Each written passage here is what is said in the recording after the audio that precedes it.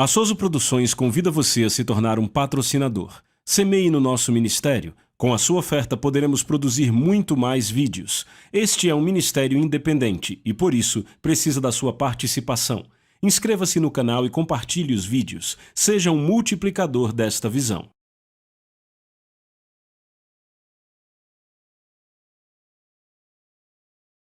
Os versículos usados nos vídeos que traduzimos nem sempre correspondem a versões em português. Muitas vezes precisamos traduzir do original em inglês para fazerem sentido no contexto do vídeo. Na África do Sul, puseram na mão dele uma praga que estava matando milhares de africanos. Trouxeram um microscópio e viram o germe morrer. Este é o Dr. John G. Lake, o seu grande ministério e a sua grande vida. Eu sou Robert Slardon com os Generais de Deus. Os Generais de Deus, com Robert Slardon.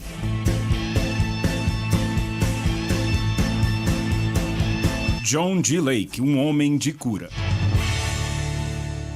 O Dr. John G. Lake é conhecido por um grande ministério de cura, mas no início da sua vida, ele escreve que todas as suas memórias eram memórias tristes. Ele escreve que lembra de médicos, enfermeiras, caixões, funerais e cemitérios porque muitos dos seus irmãos e irmãs morreram. E ele lembra, principalmente na sua infância, de passar por esse tipo de situações. Então, a doença era parte da vida dele.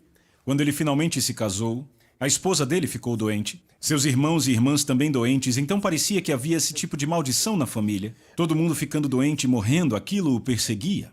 Durante sua vida, ele até tentou ir para uma escola de treinamento metodista e não ensinaram muito sobre cura a ele, obviamente, porque sua família continuou ficando doente e morrendo. Mas ele ouviu sobre um homem chamado John Alexander Dowie que havia construído uma cidade a 40 milhas de Chicago chamada Sião. E ele enviou um telegrama ao Dr. Dowie dizendo: "Esta é a condição da minha esposa. Minha experiência tem sido assim. Você poderia orar ou, por favor, fazer algo a respeito?"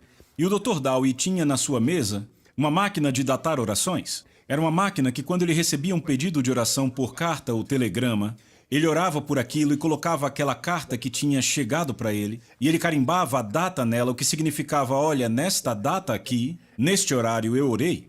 Bem, ele recebeu o pedido de Lake por ele e sua esposa, e orou por eles como fazia pelos milhares de pedidos. E ele usou a máquina e pôs a data, e o telegrama de volta dizia: "Eu orei, ela viverá e não morrerá", e era só isso.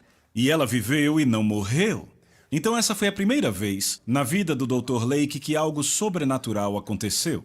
Então, quando a notícia se espalhou pela cidade de que a senhora Lake estava viva, normal, cozinhando, cuidando dos filhos em casa e coisa e tal, começaram a trazer os membros das famílias que estavam doentes para a casa de John G. Lake e pediam a ele: "Por favor, conserte minha família", e o Lake não sabia nada sobre cura. Então, por causa desta pressão, de todos os amigos, família e vizinhos, ele fez as malas, reuniu toda a sua família e se mudou para Sião, Illinois, para aprender com o Dr. Dowie o que era o ministério de cura e como ele poderia ser parte do plano de Deus de cura para as nações. Ele já chegou no final da vida de Dowie e conseguiu uma casa em Sião. Naquela época havia 20 mil cidadãos em Sião. E há algo interessante sobre quem eram seus vizinhos. A casa dele era de frente para a casa de F.F. Bosworth, o homem conhecido pelo livro Cristo, Aquele que Cura. Ele fazia enormes campanhas de cura e eu já escrevi um livro só sobre ele. Foi um homem poderoso e eles eram vizinhos na cidade de Sião. E Lake chegou lá e se tornou um membro respeitado da comunidade e se tornou um membro da diretoria da igreja do Dr. Dowie. Isso foi mais ou menos na época em que Dowie começou a achar que ele era Elias. E John G. Lake sabia que aquilo não estava certo e ele tinha uma característica muito boa. Ele sabia como separar o bom do ruim. Muitas vezes as pessoas olham para alguém que cometeu um erro e jogam tudo fora.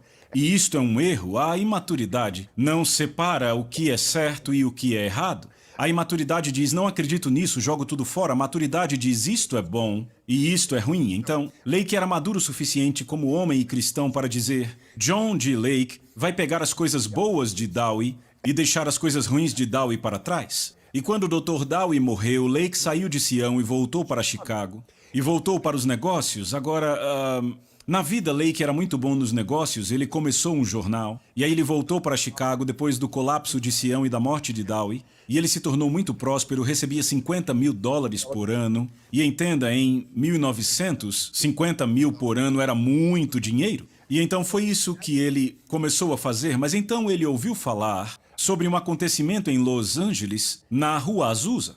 Então Bosworth e Lake pegaram um trem e foram para Los Angeles para verem esse fenômeno do Pentecostes. Os dias da Bíblia estão aqui novamente. O cristianismo puro voltou. Essas eram frases que usavam para falar da Rua Azusa, da fé dos apóstolos. Falavam em línguas, profetizavam, havia cura, libertação. E então Dowie cria na cura, mas ele não cria no falar em outras línguas, no batismo com o Espírito Santo. Para ele aquilo era demais, mas sabe, pegue o que é bom e deixe o que é ruim.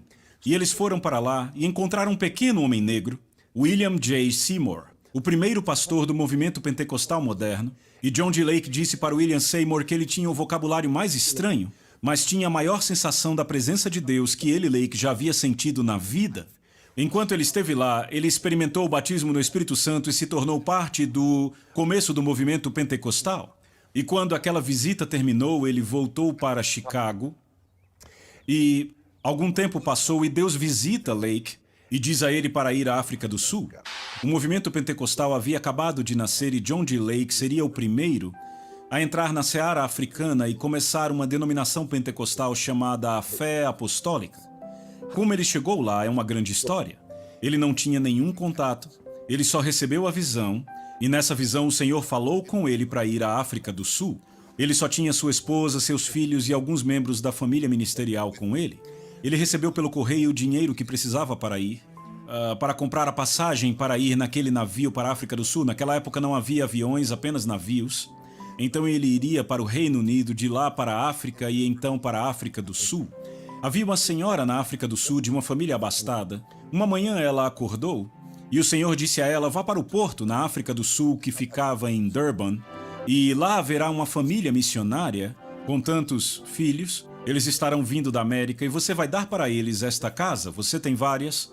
E então ela simplesmente fez as malas. Ela entrou em sua carruagem e foi para o porto lá na África do Sul. E ela esperou o navio certo chegar. Ela não sabia quando ele iria chegar. O Senhor só disse para ela ir. Então ela chegou lá, viu o nome do navio e pelo Espírito soube que era aquele. E ela ficava ali no cais esperando as famílias saírem e uma a uma ela ia perguntando: vocês são missionários? Quantos filhos vocês têm? Não, não são vocês. E ela ia para os próximos, até que ela chegou a John D. Lake. Você é missionário da América? E ele disse sim. Quantos filhos? Ele disse quantos filhos? É você, venha comigo, eu tenho uma casa para você e sua família, para começarem o seu ministério aqui. Deus abriu um caminho para John D. Lake vir com sua esposa e suas crianças pequenas. Fizeram a viagem para a África do Sul, saíram do navio e no natural ele não sabia onde iriam dormir, quem encontrariam e o que fariam. Ele só tinha a palavra de Deus. No começo do movimento pentecostal, nos primeiros dias deste fervor missionário, era exatamente isso que faziam. Eles não tinham conexões, não conheciam pessoas, apenas tinham a percepção de que Deus me chamou para a China, Deus me chamou para a América do Sul, África, qualquer lugar. E eles iam. Havia uma crença no movimento pentecostal de que quando oravam em línguas, Deus poderia dar às pessoas uma linguagem de alguma tribo ou de um povo na terra e criam que eram chamados para ir lá. Então, se soasse africano, eles compravam um ticket e iam para a África, iam orando em línguas e encontravam alguém lá, e ali uma conexão era feita, aquela pessoa os levava à sua tribo e o trabalho missionário começava. Foi assim que os primeiros pentecostais foram por todo o mundo. Agora, nós hoje ficamos nervosos. Ah, não dá para fazer isso, a gente não conhece ninguém, eu não creio nisso, mas era assim que funcionava. E se Deus fez naquela época, pode fazer hoje de novo? Basta coragem para ir, crer e ver o que acontece. Então Lake encontrou a salvação para sua casa. Aquela senhora estava ali e disse: vocês têm uma casa. Era uma boa casa em estilo vitoriano, o suficiente para as crianças, para a família e para as outras famílias ficarem com ele até terem sua própria casa. E lá estava Lake com a sua primeira etapa de provisão. Quando ele chegou lá, começou a pregar e começou a atuar no ministério como ele sabia fazer e começou a funcionar porque pessoas estavam sendo curadas. O ministério de cura estava começando e só poucas pessoas tinham ouvido sobre cura divina, milagres, sabiam que há muito tempo atrás, na época da Bíblia, aconteceu e diziam: bem, aquilo só aconteceu porque Deus precisava que o cristianismo começasse, já que começou. Os milagres cessaram porque isso não é mais necessário. Bem, isso é um lado da religião. O evangelho é sempre confirmado por sinais, prodígios e maravilhas. E se você estuda a história da igreja, quando as pessoas religiosas assumiram o controle, elas substituíram sinais, prodígios e maravilhas por cerimônia, ritual e tradição. E sempre que sinais, prodígios e maravilhas são substituídos, todo mundo começa a morrer, começam a reclamar, começam a se lamuriar, começam a se agitar por qualquer coisa estúpida que não melhora a vida aqui na Terra nem dão para a vida eterna. Então Lake começa a pregar e tocar os doentes e milagres começam. Tem uma história que eu acho que é uma das mais impressionantes e emocionantes. Aconteceu que enquanto ele estava lá, uma grande praga veio e assolou a África do Sul. E lembre-se, é claro, a medicina não era o que nós temos hoje em dia. Então, nativos africanos começaram a morrer, aos milhares, os africanos brancos também morrendo, e eles tinham medo de enterrar os mortos. E então as pessoas morriam e continuavam nas casas. Isso não é uma coisa boa de acontecer. E Lake disse, se vocês não vão enterrá-los, então eu vou cavar as covas e fazer os cultos e enterrar os mortos, porque os pregadores tinham medo de fazer isso, porque achavam que se chegassem perto iam morrer também. E então os cientistas, os médicos perceberam que um missionário estava lá fora abrindo covas e enterrando aqueles que haviam morrido há alguns dias, há algumas horas, e disseram, homem, não faça isso, você vai morrer. E Lake disse, eu não vou morrer. Ele disse, a lei da vida, em Cristo Jesus, me liberta da lei do pecado e da morte. Ele disse, quando essa doença toca em mim, ela morre por causa da lei da vida, que é mais poderosa que a lei da morte. E disseram, você é um fanático, isso não é Jesus. Ele disse, bem, então façamos um teste. Pegue um pouco de saliva dessa pessoa morta aqui, coloque na minha mão, e coloque a minha mão no microscópio, e veja o que acontece aos germes que estão matando essas pessoas. Ele disse, eu garanto a vocês que eles morrerão e eu não. Bem, por ele ter sido tão inflexível, ele era o único enterrando os mortos, e você sabe que cientistas normalmente duvidam muito, e disseram, ok, e fizeram. Então encontraram alguém que havia morrido e pegaram um pouco de saliva da sua boca e colocaram na mão dele, e eles colocaram a mão dele no microscópio com a saliva e observaram os germes parando de se mover e morrendo. E repetiram isso com corpos diferentes. Eles pegaram saliva de vários corpos mortos recentes ou há mais tempo, tentaram de formas diferentes e cada vez que tentavam, o germe morria no microscópio. E disseram, pelo menos, deixem John D. Lake enterrar os mortos, porque ele não vai morrer. Ele teve uma revelação que a lei da vida em Cristo Jesus te liberta da lei do pecado e da morte. Ele também declarou algo que eu acho que é apropriado mencionar aqui. Ele disse que a doença são pequenas doses de morte. Ele via qualquer enfermidade, não importava o quão dramática ou quão pequena, como uma dose de morte. Ele dizia, se você tomar doses demais, você morre. Ele dizia, mas a lei da vida em Cristo Jesus te liberta de todas as doses da morte. E aquilo estava bem arraigado em seu coração, então, por causa dessa revelação, ele passou a não ter mais medo de nenhuma doença. Era a doença que tinha que temê-lo, porque quando ele chegasse, ela tinha que ir embora. Outra história dele na África do Sul, com o poder milagroso, está relacionada a como ele pregava aos nativos. Naqueles dias, ele não fazia o tipo de oração que fazemos hoje, que oramos por vários doentes e o Espírito Santo se move. Os nativos não entendiam aquilo, então ele tinha que tocar cada pessoa individualmente.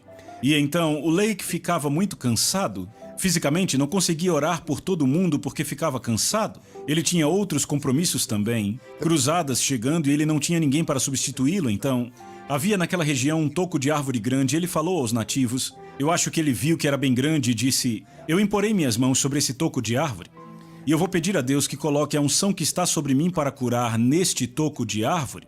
Então, se você vier até aqui crendo que Deus vai te curar, então ao tocar no toco será curado. Veja, sua fé não é em mim, a sua fé é em Cristo.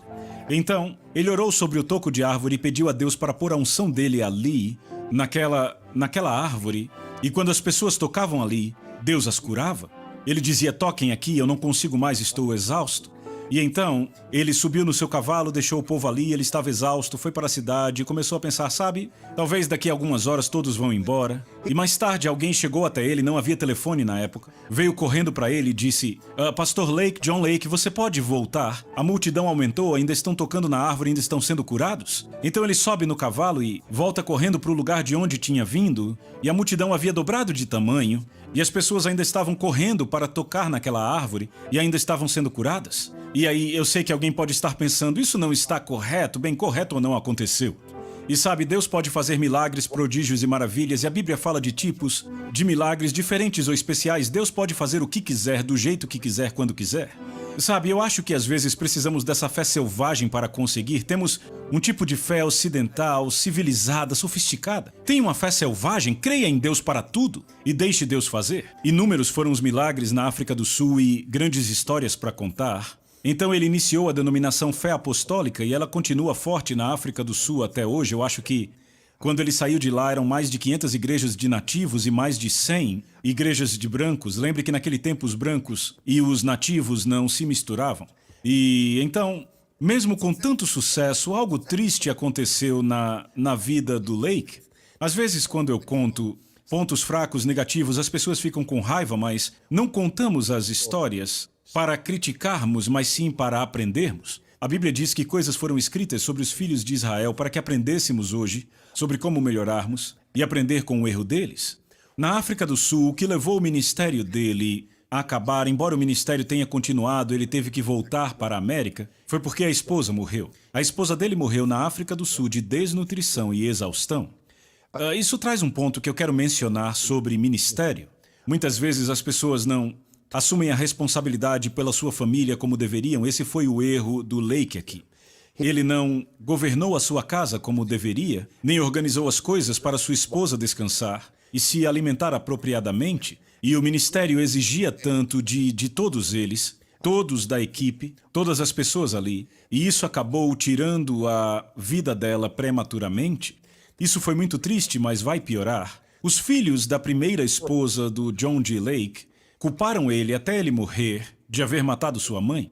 Veja, eu sei que isso não é verdade em certo sentido, mas foi assim que os filhos se sentiram. E eles continuaram falando sobre isso até a morte, sobre a sua dor, sobre a sua raiva e sua frustração com o seu pai por causa da morte da mãe na África do Sul. Então o ponto que eu quero trazer agora, que a ordem de prioridade para Deus é Deus, seu relacionamento com Deus, com a sua família e o seu ministério. Esta é a ordem que Deus quer de você. Se sai dessa ordem, não está certo. Então, se estamos no ministério, temos que garantir que se queremos uma família feliz, é Deus em primeiro lugar, a família em segundo, e seu ministério e trabalho em terceiro. Se fizer diferente, vai dar errado. Agora eu quero falar do ministério dele na América depois que ele deixou a África do Sul. Foi um grande ministério. O ministério de cura cresceu de uma forma nova. Depois que Lake retornou à África do Sul para pegar os seus filhos, todos entraram no navio e voltaram para a América, o que começa uma nova parte da sua vida e do seu ministério. Ele tinha que achar um lugar para chamar de lar e ele foi para a costa oeste, para Washington, a cidade de Spokane. Lá ele se casa e tem novos filhos com essa segunda esposa e também cria os filhos da primeira esposa. E ele decide começar um certo tipo de ministério que ele meio que aprendeu no ministério do Dowie em Sião. Ele chama de salas de cura. E as salas de cura eram lugares onde as pessoas vinham e funcionava como num consultório médico. Eles iam para lá e encontravam o que chamavam de técnicos de cura. Um técnico de cura era uma pessoa que John D. Lake havia treinado pessoalmente para curar os enfermos. Ele juntou vários nessa imagem que você está vendo aí. Esse é um grupo dos técnicos de cura que ele pessoalmente treinou. O que ele fazia era ensiná-los a Bíblia, ensinar o que ele havia aprendido para ter resultados. E o teste final deles era enviá-los para alguém que havia entrado em contato dizendo que estava doente e eles não poderiam voltar à escola até que a pessoa estivesse curada. Esse era o teste final antes de se formarem e se tornarem técnicos de cura com ele nas salas de cura. Então uns saíam e voltavam algumas horas depois, outros levavam dias, mas quando a cura acontecia eles retornavam e era assim que estavam formados no treinamento do Lake para se tornarem técnicos de cura nas salas de cura. Então, agora que ele tinha seus técnicos de cura treinados, prontos para ir, pessoas vinham com todo tipo de doenças, cadeira de rodas, alguns vinham com bengalas ou com muletas porque não conseguiam andar, todo tipo de problemas, vinham às salas de cura, eram levados a pequenas salas e então um dos técnicos de cura entrava, se sentava e diagnosticava qual era o problema físico, o estado espiritual do doente, e então decidiam o que a pessoa precisava para ser curada. Quantas passagens, que passagens, quanta oração. E diziam, bem, até o próximo encontro você vai ler tantos versículos, fazer essa oração, orar assim, fazer isto. Daí você volta e nós vamos entender o que vamos fazer depois e como você vai avançar para ter sua cura. E eles passavam por todo esse processo até que eram curados. Agora, você diz, isso é meio estranho. Estranho ou não, foram mais de 100 mil milagres documentados em 5 anos. Veja, uma coisa é uma campanha de cura onde as pessoas vão e voltam curadas sem precisar mais usar bengala, e nós achamos isso maravilhoso, emocionante, mas às vezes as pessoas perdem a sua cura. Ele dizia que as pessoas perdiam a cura porque às vezes as emoções levavam elas a achar que estavam curadas.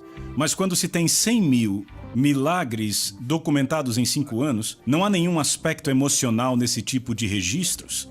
Então Lake fez algo fenomenal. Ele sabia como ensinar o seu povo, como curar pessoas e fazer o doente percorrer todo o caminho até o seu milagre. Era o que Dowey fazia em Sião e o que os primeiros ministros de cura faziam no começo do movimento pentecostal. Agora, outra coisa fenomenal que aconteceu com Lake nessa época foi que Spokane, Washington, foi declarada a cidade mais saudável da América naquela época. O prefeito da cidade disse que havia 2 razões para eles terem recebido aquele prêmio de Washington, D.C.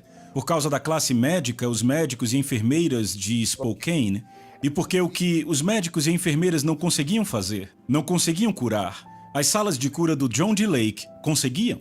Então eu acho maravilhoso o fato de que o prefeito de uma cidade reconheceu a área médica e a área da cura divina. Na maioria das vezes esses 2 mundos ficam separados, mas em Spokane naquela época, pelo menos na questão do mérito, estavam juntas. Muitos dos primeiros pentecostais não acreditavam em médicos, não acreditavam na medicina, porque, como dizia o Dowey, eles eram uma ciência inexata. Muitas vezes as pessoas iam para o médico e ficavam piores. Lembra a mulher da Bíblia?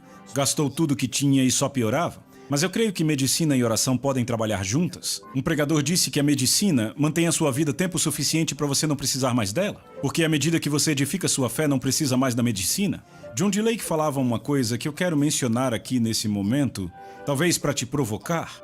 Ele dizia que não gostava de grandes ministérios ou dons de cura.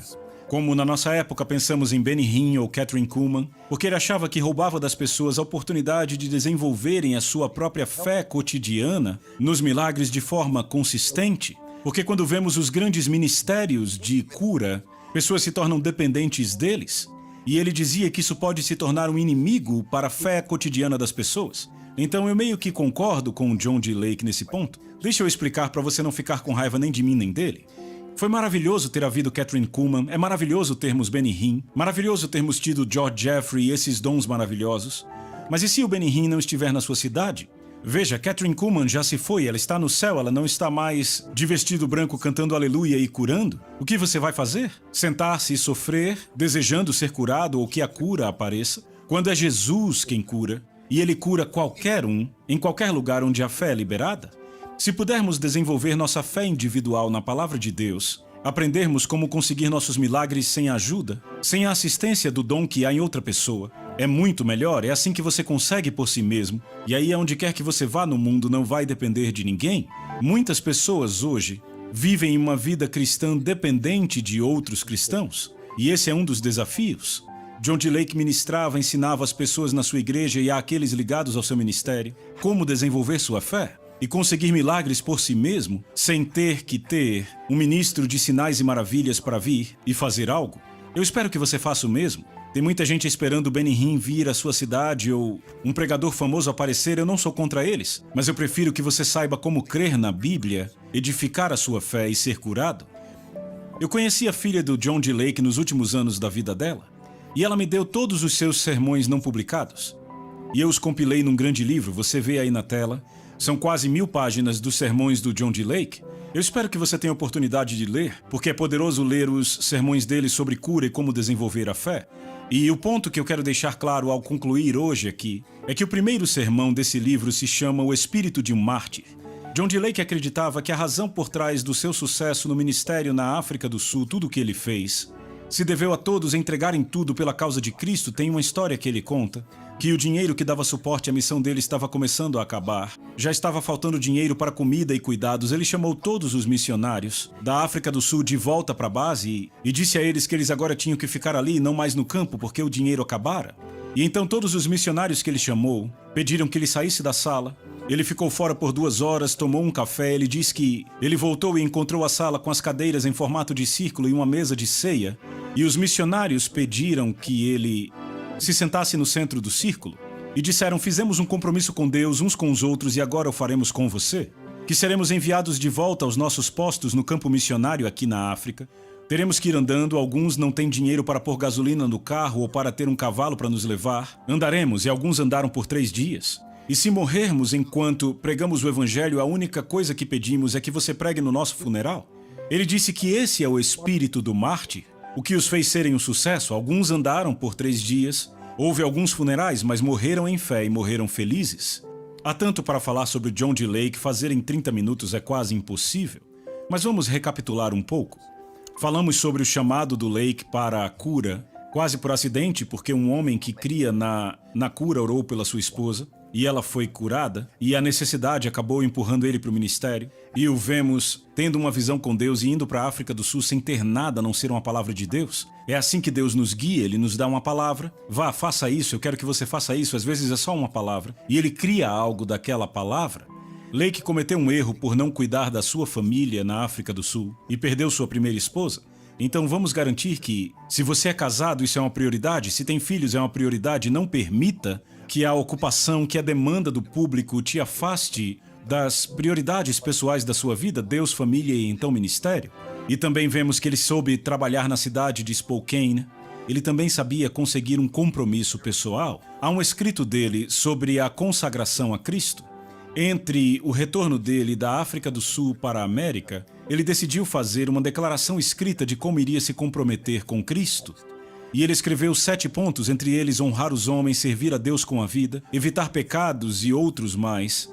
Sabe, cada um de nós deve ter essa consagração pessoal para que possamos permanecer firmes contra todo elogio e toda perseguição.